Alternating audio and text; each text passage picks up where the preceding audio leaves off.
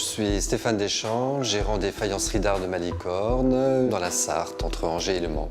Malicorne est un village faïencier depuis le milieu du XVIIIe siècle qui a développé une tradition faïencière avec le temps, basée essentiellement sur la reproduction des grands décors français, hollandais ou italiens, et qui a également assis sa réputation sur la pratique de l'ajourage, qui est devenue vraiment une spécificité locale. Je suis l'héritier d'un atelier, je suis la deuxième génération. Ce sont mes parents qui, il y a une trentaine d'années, ont racheté cette entreprise et je poursuis cette activité de faïencier aujourd'hui avec un atelier de 6 personnes. Les savoir-faire spécifiques liés à l'atelier, c'est en premier lieu la préparation de sa matière, puisque nous fabriquons toujours notre argile selon une recette traditionnelle.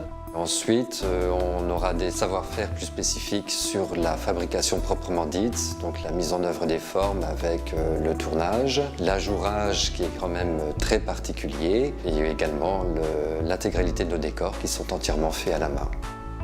Alors, nous sommes un atelier ouvert à la visite pendant la moitié de l'année. Nous recevons aussi bien des particuliers que des groupes et nous leur proposons une visite guidée des ateliers où on passe de poste de travail en poste de travail pour découvrir tout le circuit de fabrication.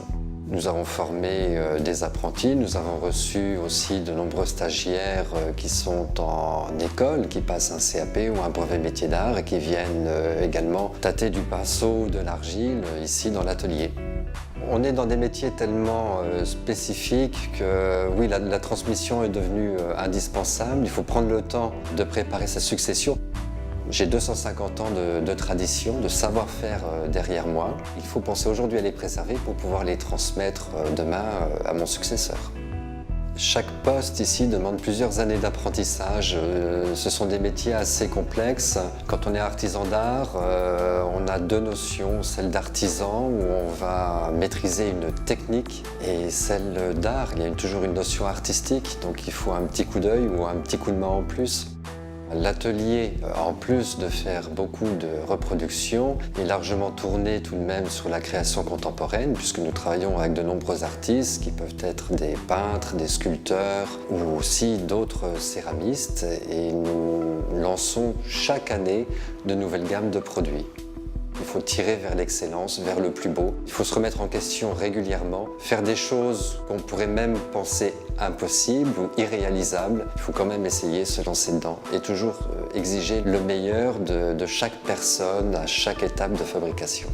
Malicorne n'est pas tournée sur un marché local. On travaille beaucoup sur l'export vers de nombreux pays, bon, essentiellement sur l'Amérique du Nord, mais ça peut être aussi pays de l'Est, Asie ou Émirats. C'est très varié.